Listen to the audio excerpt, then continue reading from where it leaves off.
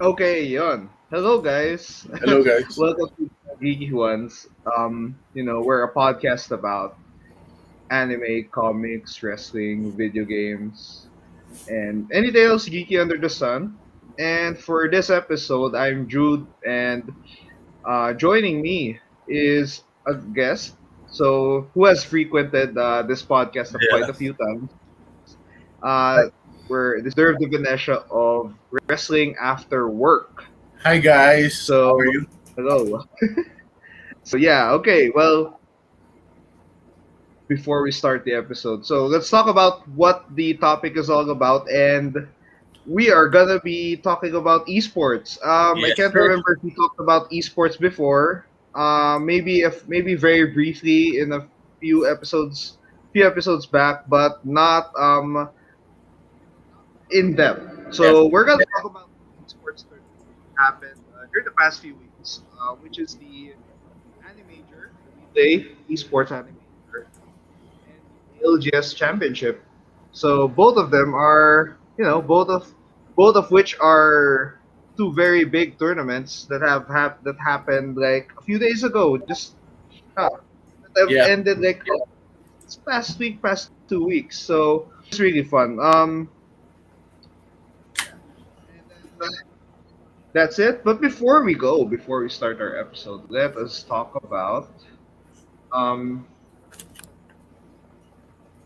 let's give a little shout out to our sponsors, to our partners, and before we begin, we want to mention our Comixology gift card giveaway. Wait a minute. Yeah, Comixology $10 gift card giveaway. Also not sponsored by Amazon. So yeah, this that we are giving and not Amazon. So we are giving away two Comixology gift cards, and there are two ways to win this. Okay, the first way, like our Facebook page, and then comment. Name one comic book artist. I think you can message us. You can comment on the post. Name one comic book artist we've featured on the podcast on our pin post. You can check our previous episodes to check which comic book artists have been on our episode past few weeks. And then method number two, you can follow us on Twitch and you'll be a part of the raffle. So that's gonna be nice. Ayun yun, And guys. that's Libre kodigo na. Pwede kayo yeah, tumingin sa free. free comics. You get free $10, and that's a good number of comics for you guys. And let me now that is our plug for today, and let's talk about their very first discussion, which is the We play WePlay Esports Animajor. Animator. Wait, that was which happened in Kiev. Am I right? Yeah, yeah. It's in Kiev. It Okay, happened now in a wait. warehouse. Well, it's actually the Okay, We Play Arena, I think. That's the name. yeah. Okay. Now, Derv, since I'm not that familiar with Dota 2 events, so what is the We Play Animator event about? It's the second Valve sponsored or Valve major for the 2021 season, which started, if I can remember correctly, last January. It's the second major of the season, like I said earlier. The first one being the Singapore major, which happened last March. What basically happens for the format this season is that there will be six regions: China, Southeast Asia, Eastern Europe, which is formerly known as the CIS region, Western Europe, NA, and SA. And then slots for the majors were divided in accordance to how strong the region is. And um, China and Western Europe got four.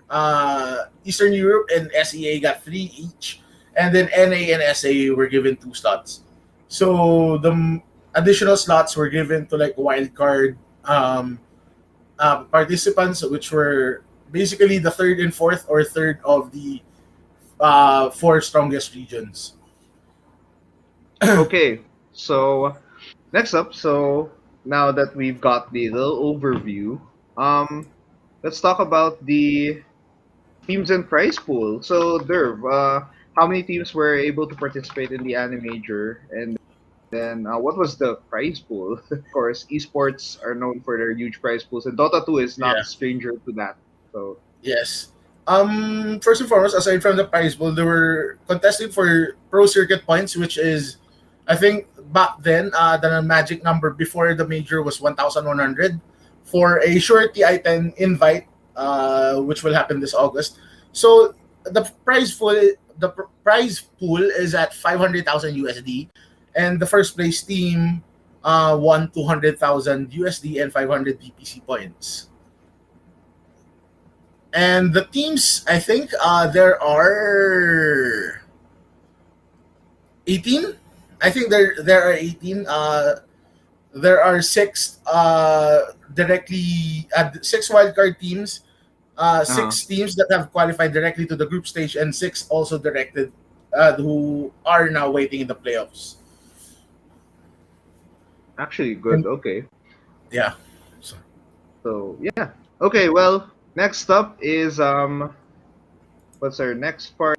Next up is what are the highlight. highlights of the past tournament? Like, okay, we can just go geek out about this because there's so many Yeah. moments. What are your favorite moments in this past Animajor?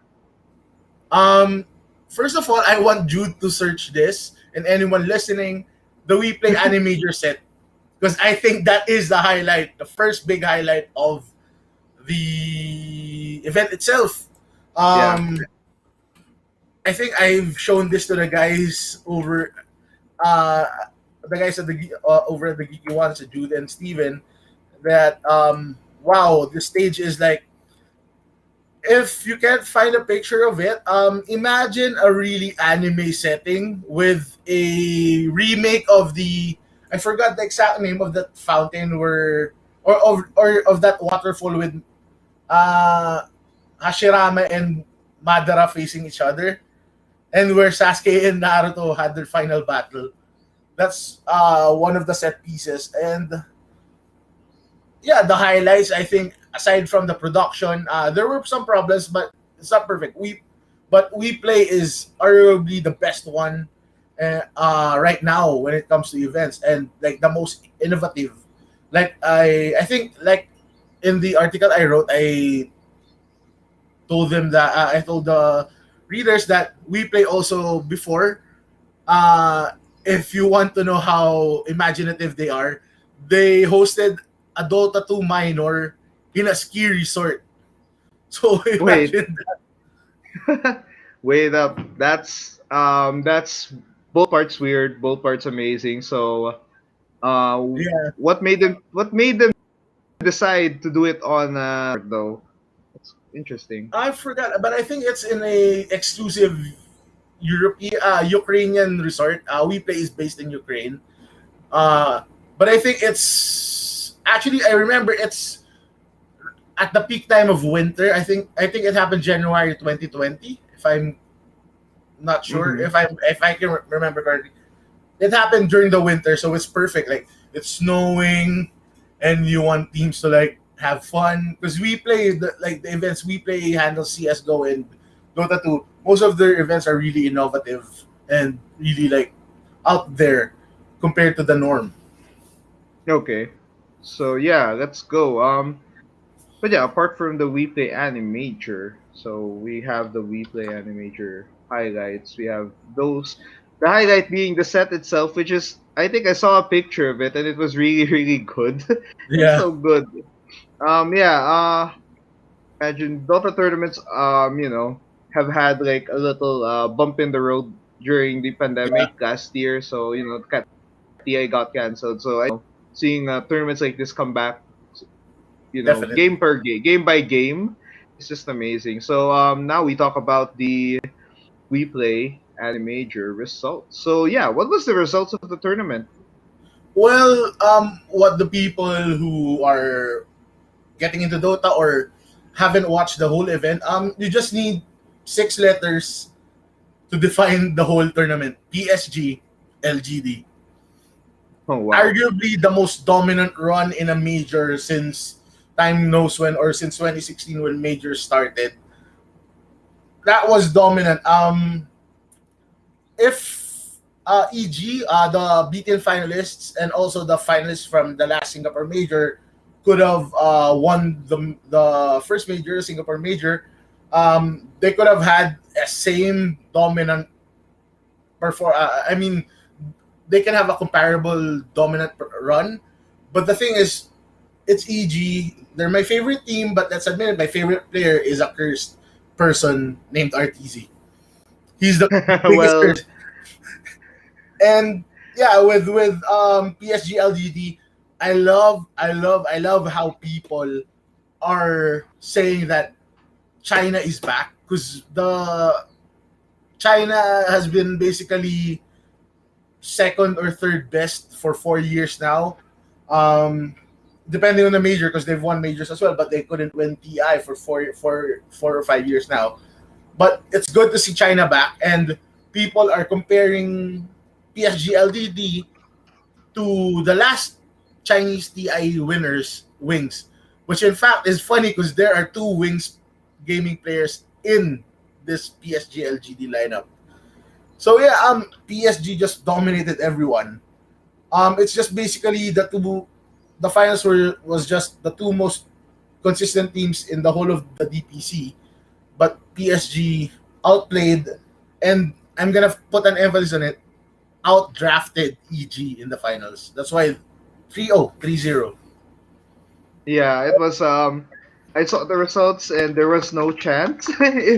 It felt like there was no chance that they were gonna Actually, lose. EG almost won game two, but I don't know, they started collapsing in the mid game. And then the third place team is T1, which is headed by one of the most popular Filipino Dota 2 players, Kuku, and an adopted son of the Philippines, Whitemon, who is an Indonesian. But we all know, the Dota people know why he is an adopted Filipino. If Well, you're not familiar, just search Whitemon Ignition on YouTube. well, yeah. Imagine singing a notable Filipino adaptation and become a He actually meme in sang that more. And sense. actually, Jude, what's funny is they are joking in the Southeast Asian DPC. I think they were starting to joke because ever since White Mon sang that really crude version, Tagalog version of Ignition in the PGL stream, because PGL was the organizer for the Southeast Asian DPC. Mhm. That I think PGL even got their stream banned for 15 minutes the same Oh day. God, But yeah. ever since that, T T1 has been on a dominant run as well. I think they've won all their games after that for the DPC, and it may be that's why one of their hashtags now is ignition with the T and the IGNI T1 and and I just like that. Basta they asked the T1 and the ignition, they've started rolling with it. So yeah, happy for them.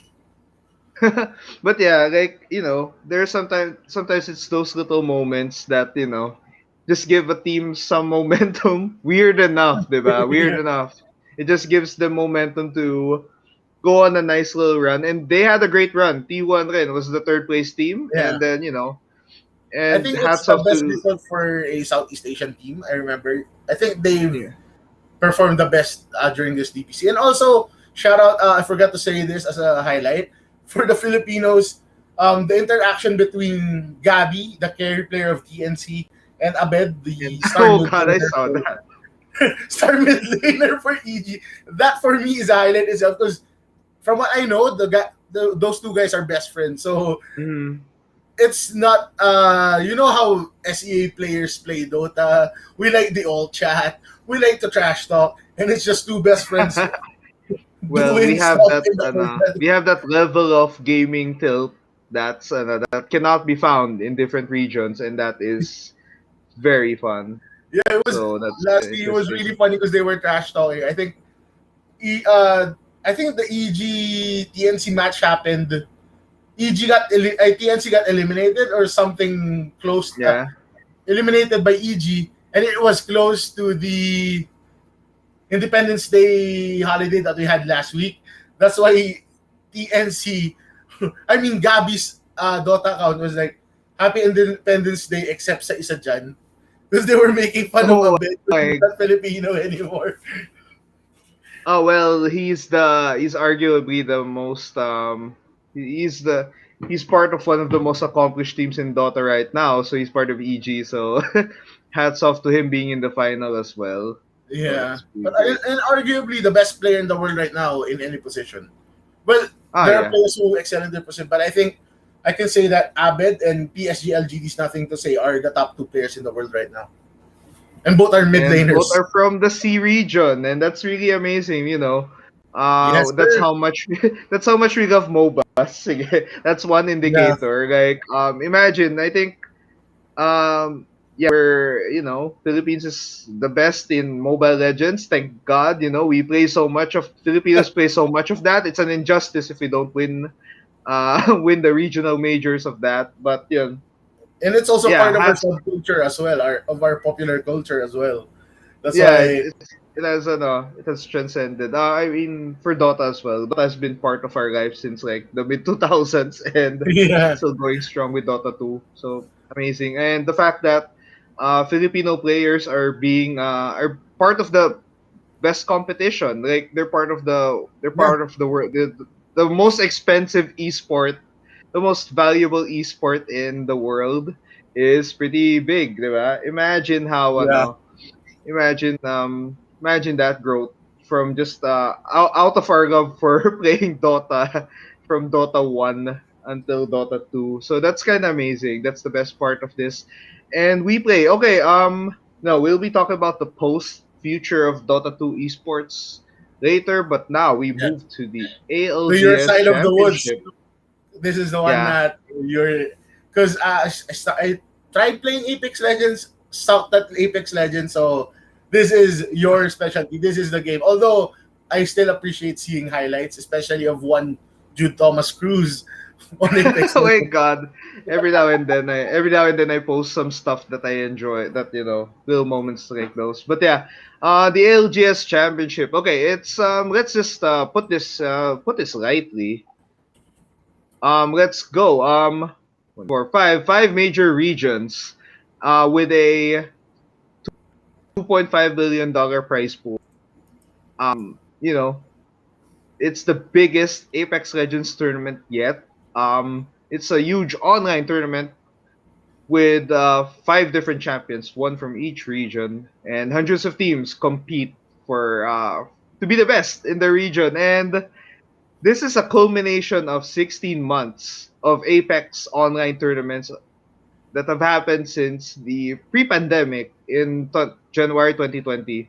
So imagine that long, a year and a half's worth of grinding has culminated to this. And there have been literally hundreds and hundreds across different regions that have tried, that have proven themselves to be worthy to reach the finals, to reach the championship tournaments, to reach online tournaments, to win online tournaments, and now goal is to win the championship. The first one of the I think this is the first major championship of Apex Legends in a while. So Yeah. since LAN tournaments are still not a thing because of the pandemic and the conditions of each region. So this is the this is the closest thing we have to a world championship, and it's been great. It's been crazy, and this is actually one of the things I would like to say before I talk about this even more is that this was a very well received tournament. This was there's a lot of eyes in the ALGS, like unlike before. Previous Yeah. online tournaments, previous playoffs would have a lot of eyes. People would watch it, but not as big. It wouldn't be as big as other esports. It wouldn't be as crazy. So it wouldn't be as Jude, yeah. sorry if But I yeah, interject. Sorry, I got surprised. That's why I was holding my breath. There are actually, I just looked at the APAC South, the Asia Pacific yeah. South, and there are 30 teams, and that made me hold my breath. I was like, oh my god, Jude was saying it correctly. Like, it's a big deal now because there's, like, you can't imagine 30 teams competing Yeah. in the. For a lot Wow, of that's good. That's regions, good. it's just not a lot. Yeah, for a lot of regions, it's at least 30 to 40 teams per region. And Wait, The What? amount of teams that have qualified, the amount of teams that have tried is like in the hundreds. There are literally maybe at least 1,000 players that have tried to grind and reach these regional tournaments, these online tournaments, and now we're stuck with the last few hundred plus 200 maybe, and it's just amazing. It's just crazy that it happened. Let's go. Teams, as I said, the prize pool, there are hundreds of teams. The prize pool is $2.5 million, and Holy shit! yeah, that used to be I think that used to be like the initial pool was like 1.5 million. The initial pool. Kaso what they did was they had this ALGS skin promo in their shop, in the Apex Legends shop, and if you buy that, you're increasing the prize pool of Apex Legends of the ALGS Championship. I think that's something that was done in Dota. There. Come again? Sorry, sorry. The Um. internet connection was. Oh yeah. Okay. When you buy TIs, you support, you help increase prize Yeah, yeah, pool yeah. It's the of that compendium, tournament. the battle pass. Yeah, Okay, it's that's the nice. that's the same.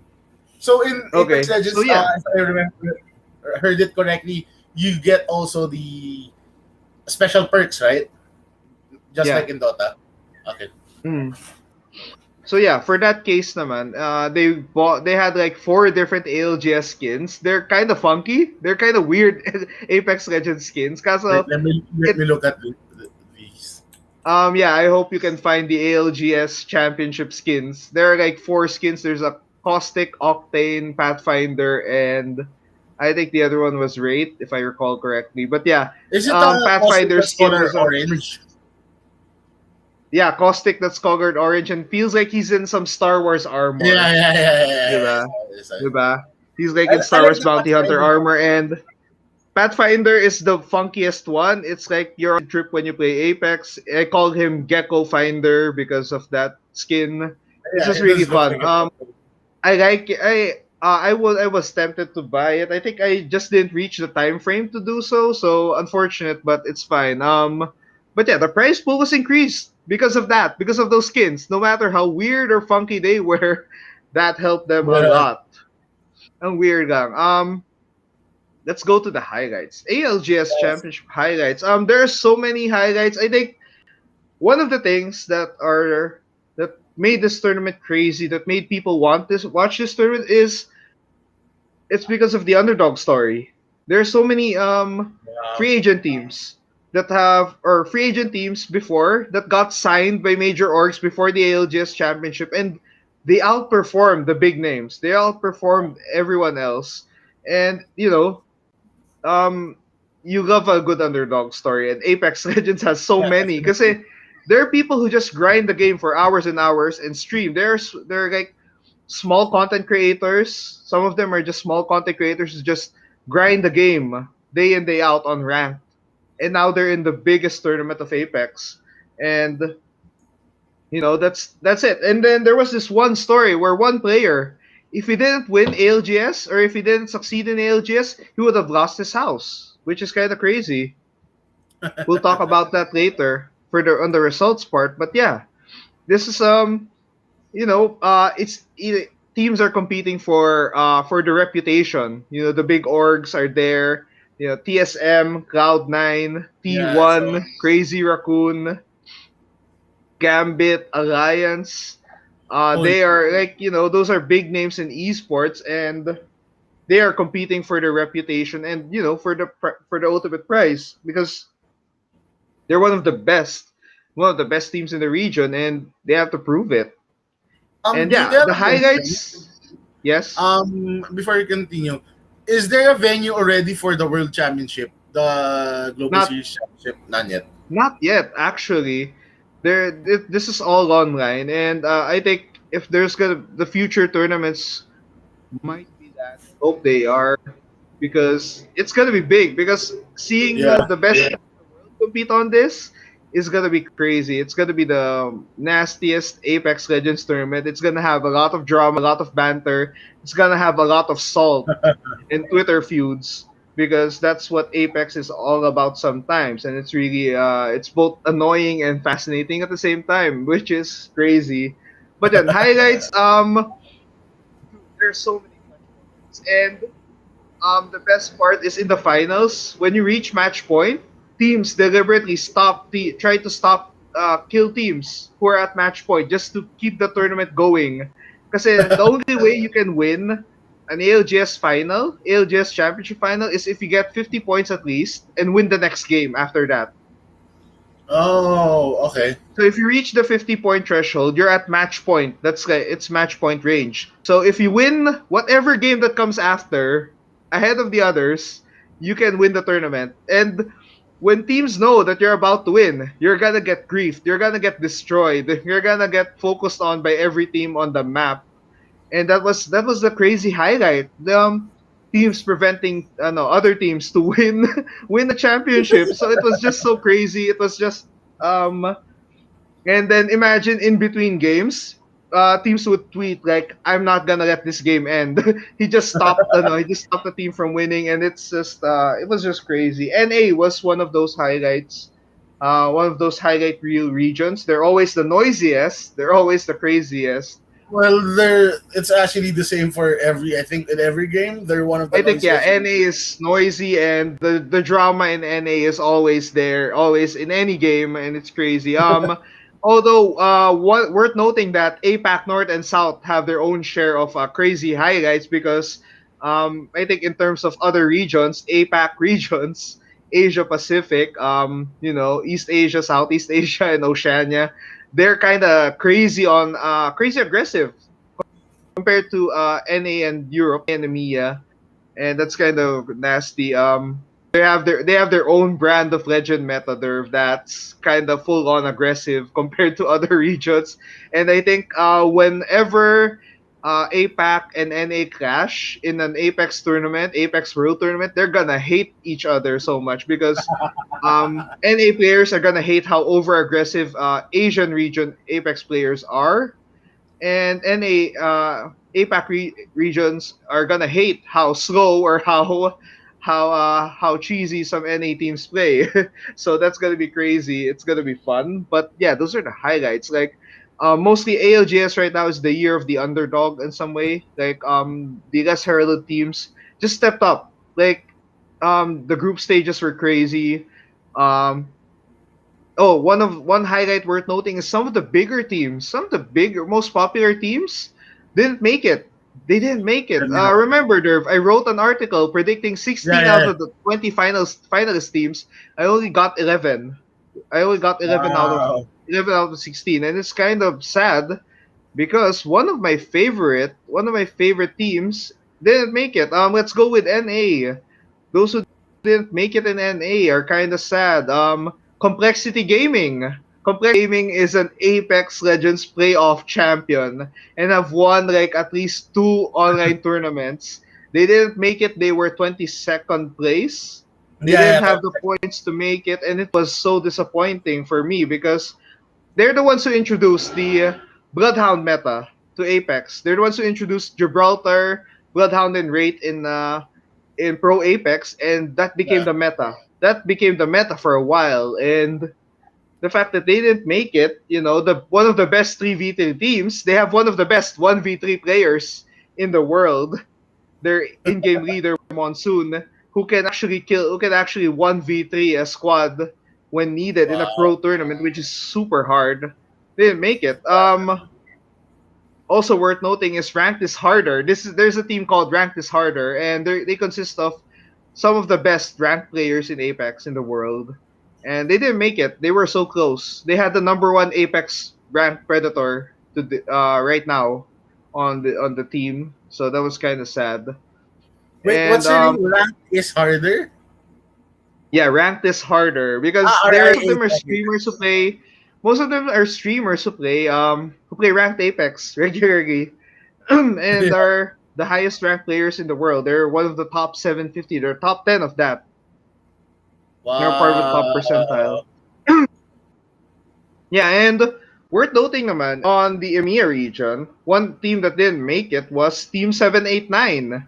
This is a team that was this is a free agent team who emerged on the scene after getting fourth place in the first ever ALGS Apex Legends World Tournament out of nowhere. Three people from CIS just won over the hearts of players, and helped prove Europe is one of the Apex regions in the world. So that was one thing worth noting. And yeah, there are a lot of highlights. The teams that didn't make it, the teams that made it, the underdog stories that were created in the span of just a few weeks was just insane. And with that, let's talk about the results. The results for each region. I think we can start with South America. I'm not familiar with the South American Apex scene, but let me tell you that Brazilians are really good at FPS games. Yeah, dude, they actually are good in. Well, they're also starting to get good in Dota as well. So Emerging region on that game as well. yeah, See, yeah, definitely. let's just say that Brazil has a very passionate player base in a lot of video games, and CS:GO, Valorant, and Apex Legends. Yeah, They're pretty good at definitely. FPS games. They're kind of scary. But yeah, the winners of the ALGS tournament, winners of $109,000, is Paradox Esports on Southeast Asia, and yeah, they're one of the best. They're now the best Southeast Asia team for the time being, which is kind of crazy. And they're what? Of course, they are a Brazilian team. Yeah. Well, it's kind of like Brazilians are the Peruvians of Dota 2. They're like, I think Peru has is the one when it comes to MOBA as well. I think it's Peru, if I can remember correctly, who are doing well, or is it just Mhm. Dota 2? But Brazilians are starting to like, some Brazilian players are starting to break through as well. Yeah, that's actually impressive because it's really we want to see other regions compete for the Yeah, best definitely. tournament. And yeah, for APAC South, winners of $177,000 is Wolfpack Wow. Arctic, which is an Indonesian team. And Oh shoot. Indonesia and Thailand are two of the best APAC South teams. Australia is there as a good third. But yeah, it's really great. APAC South is the where we actually play, where Filipinos play. I would like to see a Filipino team soon, but for now, Wolfpack Arctic is the number one team um in So, all of APAC South, in Southeast Asia and Oceania. And actually, I'm kind of sad. What? Yes, I was Derv? surprised. I thought they were Singaporean, but then yeah, good thing you clarified they're Indonesian. Yeah, I was kind of sad because my favorite team in APAC is Wolfpack Reignite South, which is led by Templex, Zero, and Jen Burton, who two Australians and one Thai player, and Jen Burton, who is someone who emerged recently in the scene, who's now playing ranked with some of the best players in Apex, because he's actually one of the best controller players out there. The guy doesn't miss whenever he has an SMG on his hand, and Yeah. they're really impressive, aggressive team. If you like aggressive Apex Legends, you can watch APAC regions. You can watch APAC Apex because when they turn it on like no other region could. Maybe NA is close to that, but when APAC teams just push you, even you're in ranked or pubs in any server in Asia, they're gonna destroy you. Trust me, I know. I'm someone who's traumatized by playing in Tokyo servers on a regular basis. So they're gonna outstrafe you. They're gonna out aim you. They're gonna just wreck you using their movement first before they shoot you down. Jude, I So have a that's pretty question. much. Sorry to interject. Go down. Since this is actually, taking it all in because this is my first experience with the pro scene with Apex Legends. What region is the strongest in Apex Legends, in your opinion? Oh, okay. I think in terms of pound for pound talent, I think it's still NA. Okay. Um, usually NA is the best in games that were made in that region. Yeah. I'm kind of mean on that. I'll be mean on that. I Like, was sup- I was they're supposed to great say at Call another of joke, Duty and but Halo. I Yeah, won't it's tell it. like no, okay.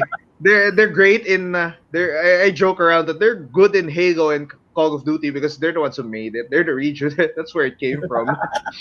And no other region wants to compete with them. But yeah, in terms of if we're gonna rank regions in terms of overall talent, I think it's North America, EMEA, Europe, Middle East, and Africa, and APAC North. Top three. APAC North. APAC North had the third place team in the preseason invitational. The last time all regions were present, so yeah, they have potential. Um, APAC North teams are way more aggressive than APAC South. They're crazier, they're scarier. You don't want to mess with a Korean or Japanese player in Apex because they're just gonna destroy you. They're gonna destroy in a few seconds. They're really efficient in their movement and shooting. Now for APAC North, let's talk about their prize pool. Let's talk about the winners. Now the winner for APAC North is winners of $177, same as APAC South, is Fennel Korea. Now, Fennel is a East Asian org, Japanese and Korean. They have Fennel and Fennel Korea, and Fennel Korea is the number one team. Fennel is the fourth one. So both of their teams made to the top four, and they beat the likes of Crazy Raccoon and T1, who have arguably the best players in Asia and maybe even the world. Crazy Raccoon has some of the most cracked players. T1 as well. Yeah. T1 and Crazy Raccoon, they didn't win APAC North, and it's kind of amazing because they have, let's just say, one of the top 20, top 50 Apex players in the world in terms of Yeah. mechanical skill and overall fighting wise, they're really great. But yeah, it's just insane that some of the favorites in the regions didn't win. They failed to win. They kind of choked on that. Okay, now EMEA naman is Europe. As I said, Europe, Middle East, and Africa. And Derv, since you're a football fan, I'd like to tell you that Fenerbahce has an esports team and is competing in Apex. Wala lang, just want to share that. Yeah. I always like it when I see them. Oh, Fenerbahce, yay! Football fan in me is happy. Yeah. Oh yeah, I saw it. Yeah, they're actually really good. They're actually really good. Not in this tournament, but okay. Now the Yeah, winners he's 32 from what I of saw. EMEA, winners of $265,000 is Scars Europe. Now Scars Europe is consists of players formerly of North Esports. I think Ooh. did North Esports pursue Dota at some point? Wait, come again? What's the name? North? North Esports, yeah, North. North as in we the North? Yeah, we the North. Uh, not the Toronto Raptors kind, of course. Wait, let me check if they went into Dota. I'm not sure. Yeah, one thing I want to know if they did I think because that's they didn't or they didn't make it big. yeah, okay, because I know they were very determined to make their esports teams big because they were in CS major Yeah. tournaments. They were in Apex. The team that was Scar Zero, all of them came from North. And when North dissolved all of their esports teams, they went free agent. They got together, they won a tournament, and suddenly, all of a sudden, a Japanese org signed up a European team and won the European tournament of Apex. Won that region. But yeah, to be fair, Scars Europe consists of three of the best for me, three of the best European players, and I'm happy that they won. They're really That's well deserving of that because they're one of the teams that have not changed their lineup for like almost 2 years. Because even the very first winner of Apex's first major, yeah. um, they changed one player. Like I just want to say shout out to Taishin, hats off to Taishin, Monday, and RPR. Okay, here, there. One interesting part about Scars Europe. They are a team of they're a team of three different nationalities. Nice. They're They have Taishi who's from Germany. They have Mande from Denmark and RPR from Croatia. And if you're wondering how do they communicate with each other, they all speak in English. Okay, that's good. That's because I can imagine if you have a hard time communicating with your teammates in Apex, it's hard, right? Yeah, Even it's especially with difficult. like Language barriers are difficult. yeah, because I think with Apex you need the precision of the positioning on how to use the skills because it's there are skills that you can use right in the game. So Yeah. if you miss time or misuse Oh, a that's not skill, fun. so it might not be like the cooldown is not enough before your team really needs it, right? So yeah. Yep. Okay. One team that kind of surprised me that went top three is in EMEA is Solo Q Goats. Now, Solo Q Goats consists of three uh solo queue players, players who solo queue rank alone, who do ranked alone, and just play together in tournaments. Kind of Nice. interesting. So Shiv, DivQ, and Zippet. They're three crazy players. They're noisy. They're kind of noisy, annoying, but if you see a Bangalore in a pro tournament, it's this team. They're the only team that runs Bangalore regularly because um their player is arguably the best Bangalore in the world. No, no question on that. I think Bangalore is special because I think I won my first game in Apex Legends with a Bangalore. With Yeah. me being carried by my two friends. I'll just say that Bangalore, like meta wise, Bangalore is pretty balanced. But the thing is, she is good enough for pro tournaments, but she is not good enough to be Yeah. regularly used in tournaments. Like she is balanced. Like if there's the Thanos meme, that perfectly balanced meme, that's Yeah. Bangalore. Because Bangalore has a great kit. She can smoke. She has the speed up when Ultimate. you're facing off 1-on-1, and her ultimate allows you to reposition slash be aggressive. Either Yeah. way. And also with Bangalore, I think Bangalore is also the easiest to pick up once if you're a newbie, right? Yeah. And before we go to the APAC region, which the NA region pala, the champions of the NA region. Yeah, let's talk about the meta. The meta now is like I think almost every team right now runs a Gibraltar. Almost every team, 90% of the teams in Apex run a Gibraltar. I'm Yeah, not Gibraltar. I just look like Gibraltar, but yeah, Space Maui, as some people would Space say. Maui. Space Maui, or if there ever was an Apex Legends movie, it would be either The Rock or Roman Reigns who would be Gibraltar. I would be happy to see that. I don't know, but yeah, maybe. But like Gibraltar reminds me of Yokozuna. I don't know why. Yeah, But yeah, really, no. yeah, really imposing guy, and I think Gibraltar does some haka moves. Kaya, oh my god, this is so good. But yeah, the value of Gibraltar is in his dome shield because the dome gives you 20 seconds of safety. Unless there's a crypto that's gonna blow up that shield, you're safe for the next 20 seconds. You're preventing yourself from getting poked, from getting third party. You're preventing yourself from being pushed for the meantime, and it allows you to heal, allows you to reposition, allows you to think for a quick 20 seconds what to do next. Next one is Bloodhound. Bloodhound is, of course, I think Derv, how Bloodhound works. Scan and chase players across the map. You know, Eye of the Allfather is one of the most valuable skills in Apex because it allows you to scan every enemy within a certain vicinity. Allows you to find ways to how to enter a fight and how assess if you want to fight or not by scanning. And Bloodhound. of course, Bloodhound ultimates are nasty because it gives you a speed boost and it allows you to chase players and track players down until they're Yeah, pretty and much also that dead. sound effect when he does like that roar Oh before yeah, that sound before effect, hearing that, especially after winning a fight and your health is so low, and hearing another party come at you, that's gonna be the worst. I Now apart from Gibraltar and Bloodhound, the meta, the third guy, is kind of weird. Gets diverse beyond that. Okay, third guy it can be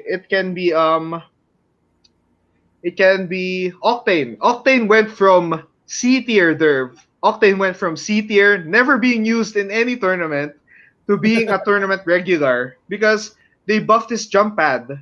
You can now travel faster and farther with the jump pad. You can now reposition much easier, and his ultimate, the jump pad, is only 60 seconds there. That cooldown is 1 minute. And I think even in MOBAs, having a short cooldown is kind of broken in some Yeah, point. actually, because I think with Dota as well, if I can move it back to Dota, I think teams now are more into. Well, there are two metas I think right now in Dota. It's either the team that values the team fight with the long cooldown, so that's their timing window, or the teams with short cooldowns, so they can blitz at you, pick off blitz, blitz, blitz, blitz, and just dominate you, and end the game at around 30 minutes. But yeah, in terms of third guys, yeah, it's worth noting na Octane is there. The new legend Valkyrie is part of the meta. Imagine mo, she's very new this season, but now she's being used regularly in Apex tournaments. That's very rare. I think that's like the first time it ever happened na uh, the Valkyrie was so valuable from the get-go na she's now a tournament staple. Kasi Valkyrie, ito na, Valkyrie's abilities are insane. Her passive is a jetpack. Holy shit. Allows you to reposition to kind of hover up and fly. Gets you to a lot of different places, a lot of high ground. Her tactical is a missile launcher that stuns players. Tactical are the That's short cooldowns, right? yeah, cooldowns are kind of fair on her.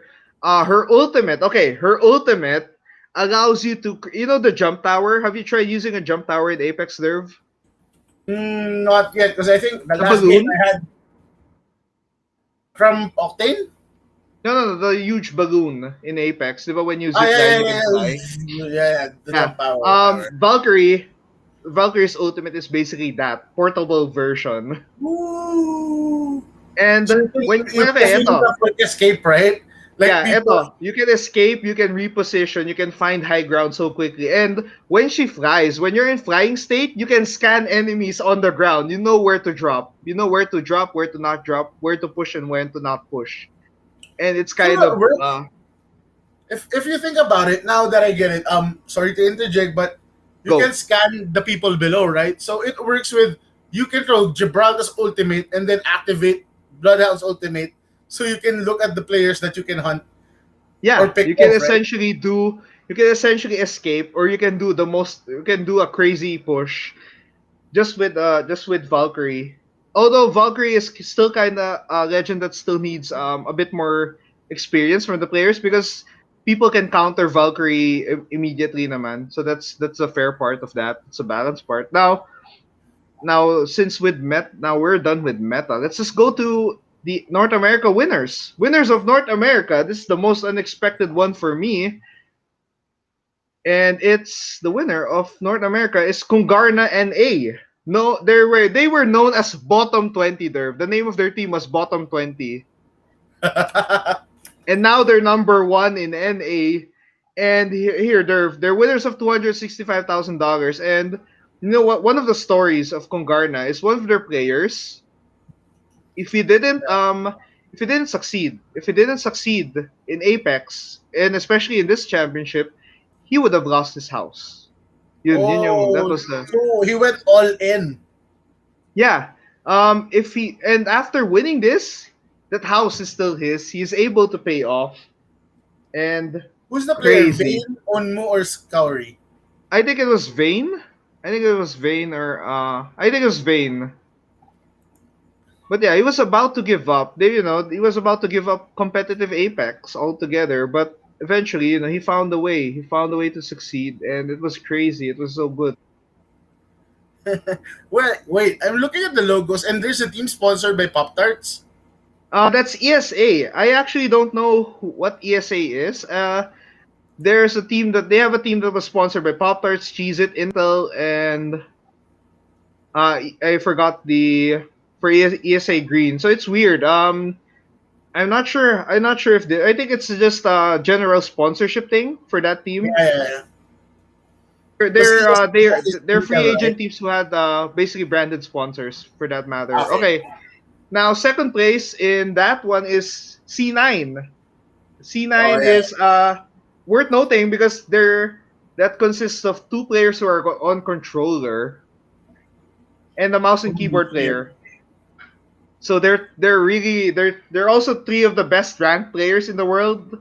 So you know how great they are. They're crazy good. And the top fragger of Apex in is from C9, Zach Mazer, their IGL.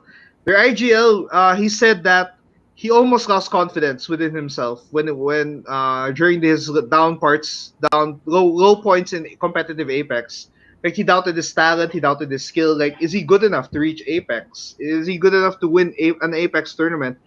And it turns out he almost did win an Apex tournament. They were second, and despite the sadness that he was despite the disappointment that they didn't do it, yun, Yeah. Yeah, I'm they looking were at Zach okay. now. Wow, they're to be young. I think he's just 21. Yeah, Uh, yeah, worth noting that a lot of these players, there was one team whose average age was like 20 and a half. One of the which is kind of crazy. There are nuts in the NA region. There are lots of young talent emerging right now. The reflexes is way faster than us there, so it's kind of scary. yeah. But yeah, third I place think is we need it TSM more for pala. like sports talaga. Yeah, Like okay. reflex. Yeah, it's all about reflexes. Like if you reach Yeah. a certain age, you're gonna slow down. You can notice it. You're gonna slow down by Yeah. a few seconds, and it's gonna be painful. Okay, worth noting. Third place is TSM.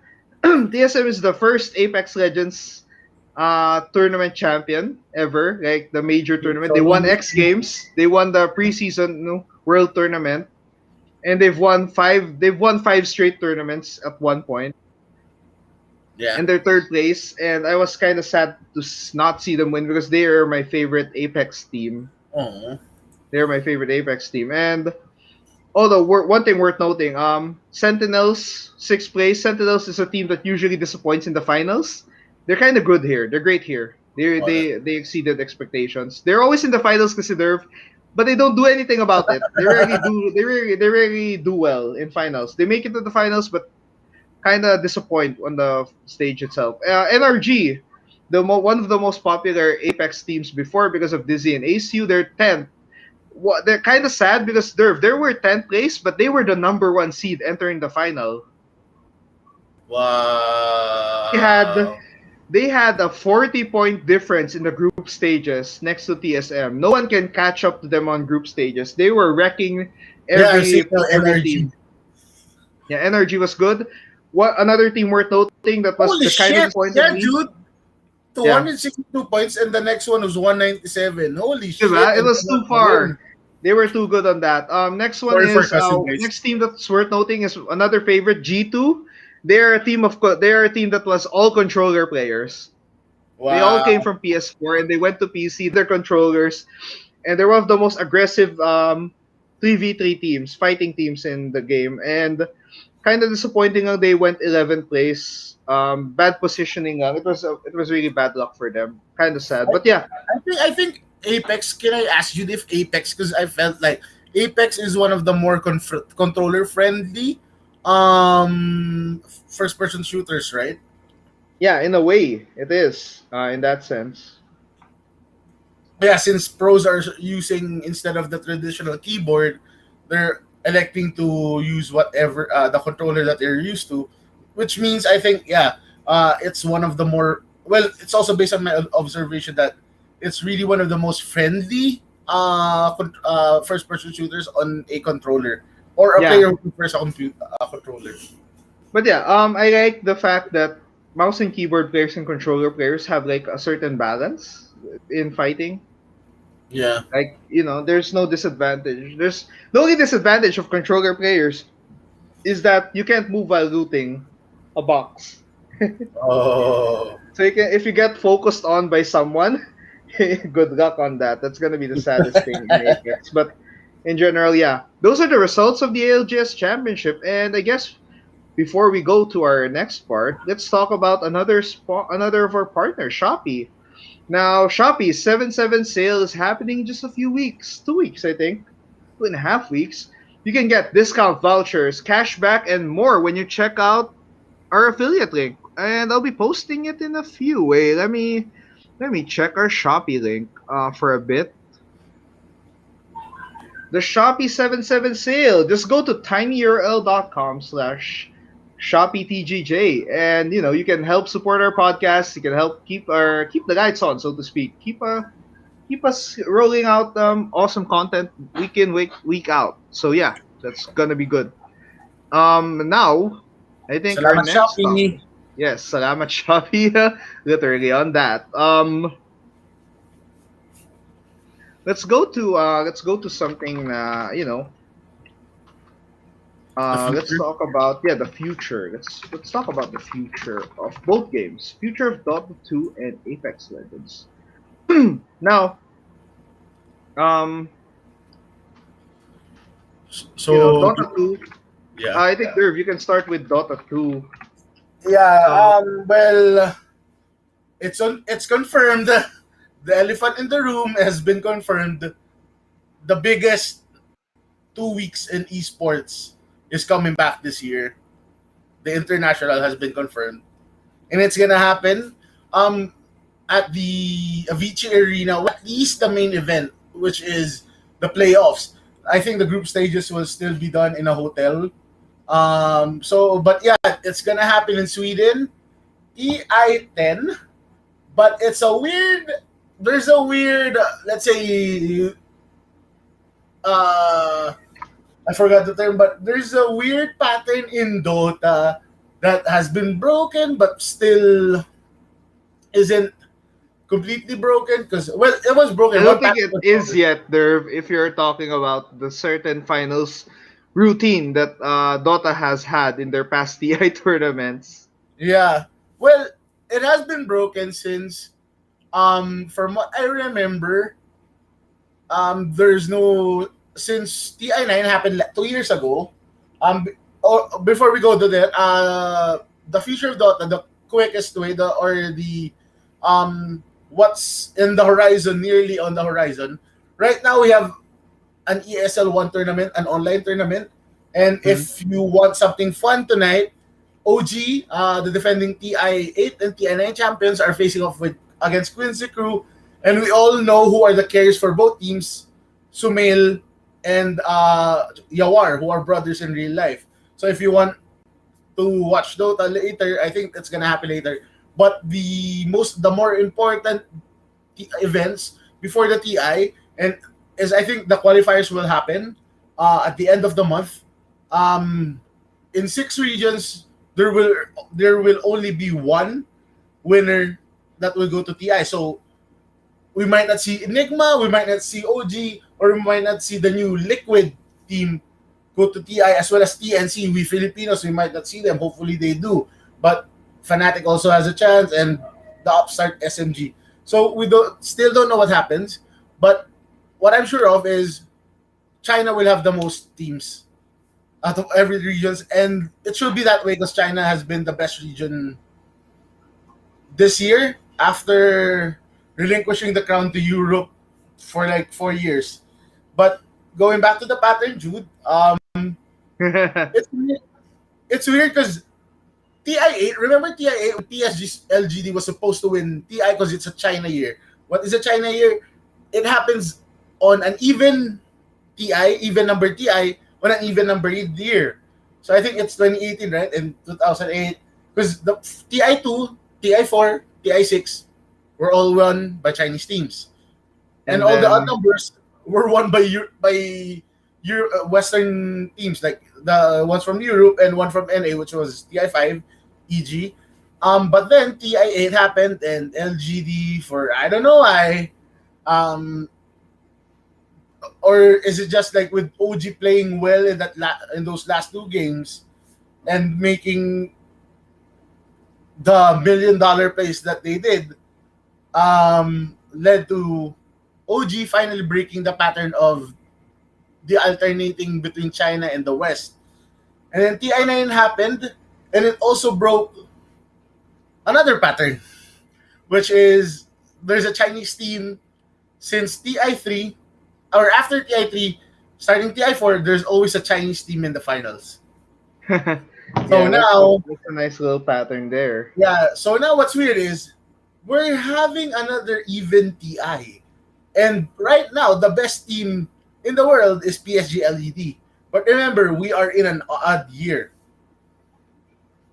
So it might clash again, or it might be China going back. But as for the future, I think there will be a patch after the qualifications, and we can see how devastating a patch is or how game changing it is. Because IG was the best team, let's say, because they won the major. They're the best team during patch 7.28, if I can remember. Because right now I know it's 7.29.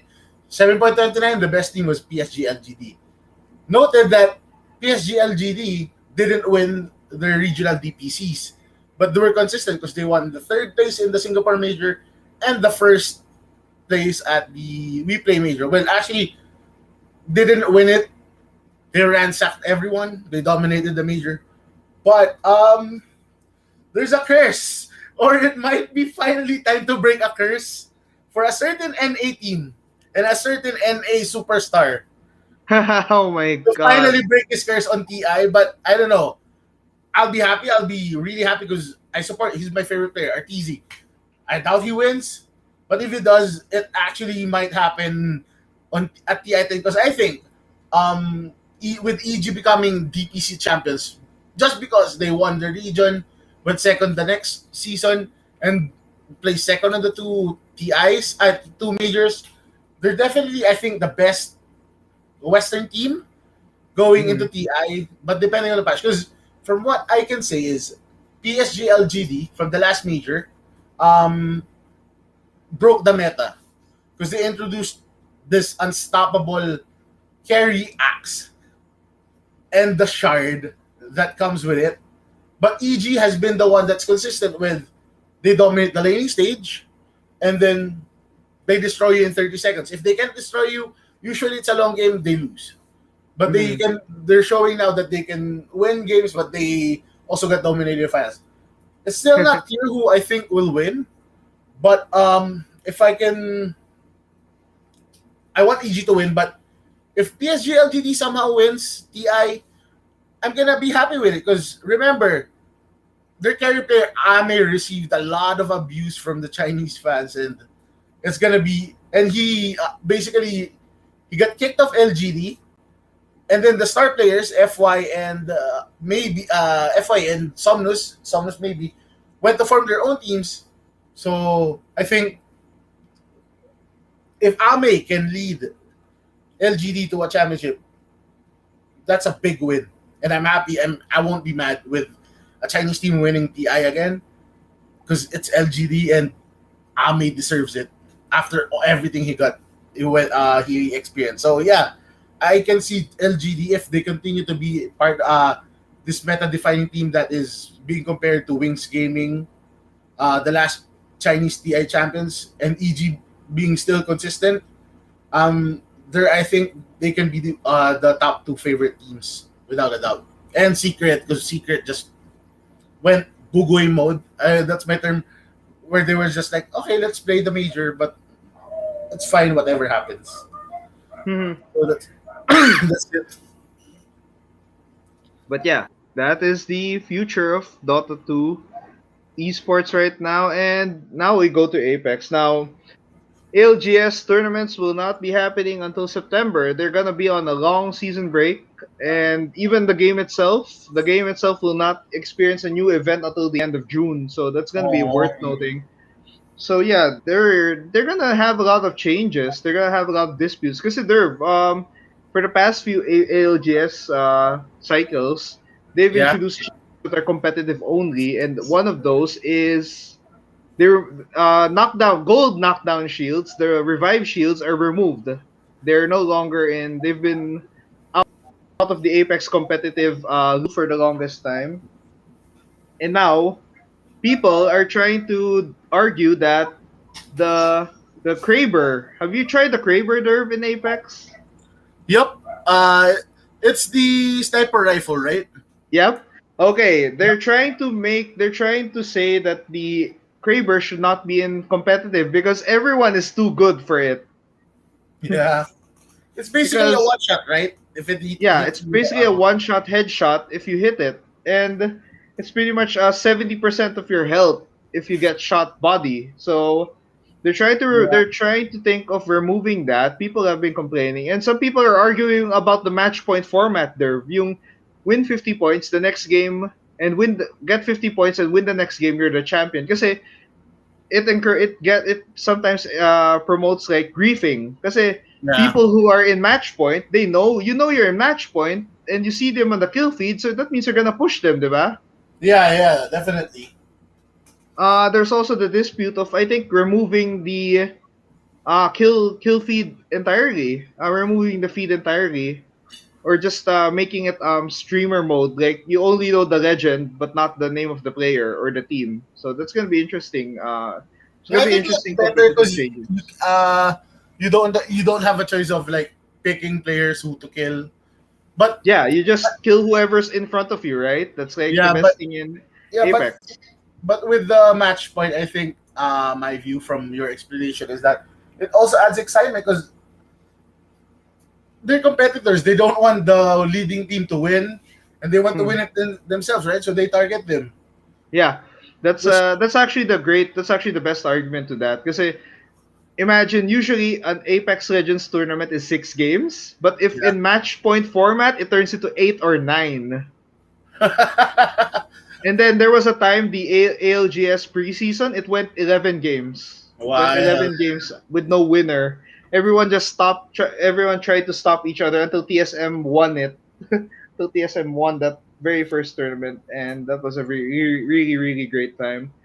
But yeah, that's I guess that's the future of Apex Legends. There are many other tournaments. They usually have a lot of smaller tournaments and content creator tournaments. But ALGS is gonna be out for until September. I hope they bring back LAN tournaments. That's one thing I Yeah, just wish they bring back. An actual world tournament would be great because I would love to see the best teams in the world just fight off and be pissed at each other. I want to see that. I want to see Twitter NA players be mad at Asian or European meta.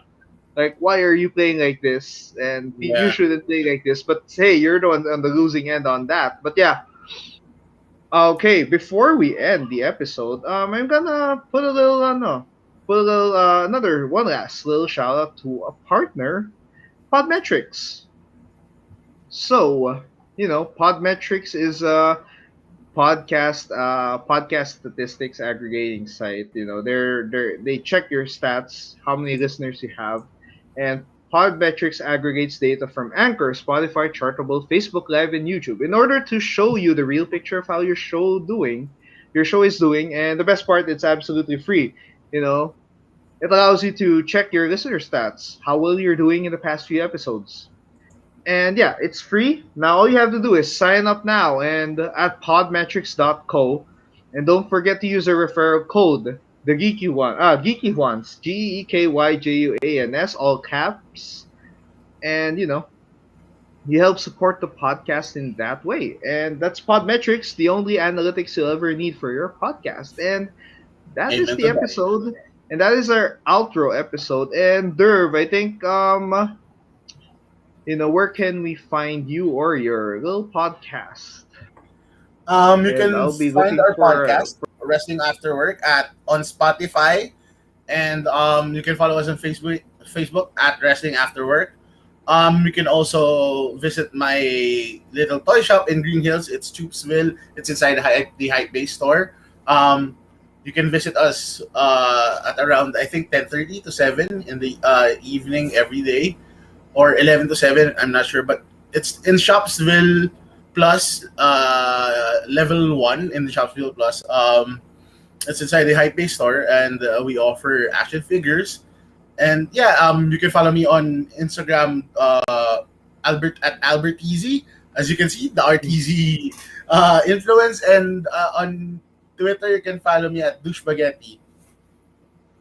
嗯 And, on Twitter, you can follow me at Douche Spaghetti. And, on Instagram, Albert Easy. As you can see, the RTZ influence, and, on Twitter, you can follow me at Douche Spaghetti. 嗯 Twitter, you can follow me at Douche Spaghetti. Okay, And I would like to thank Jude let's for letting me join the podcast, and also yeah, Steven for letting me join the podcast. anytime.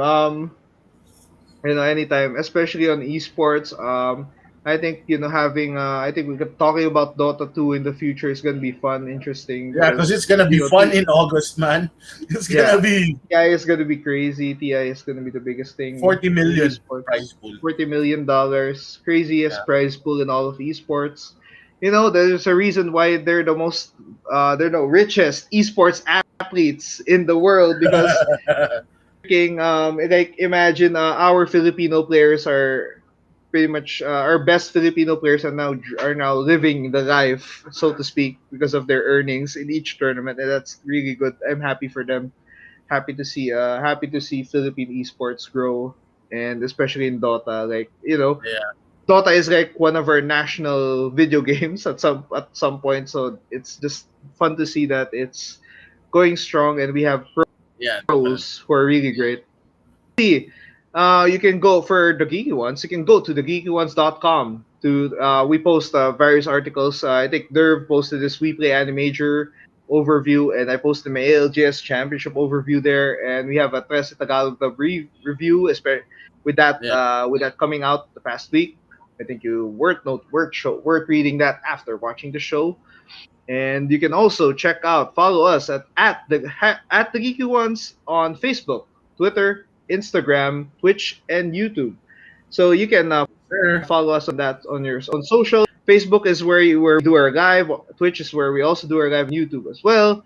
Twitter, you can check out our live tweets or various live tweets, wrestling stuff every now and then. Instagram for episode announcements and different geeky content every now.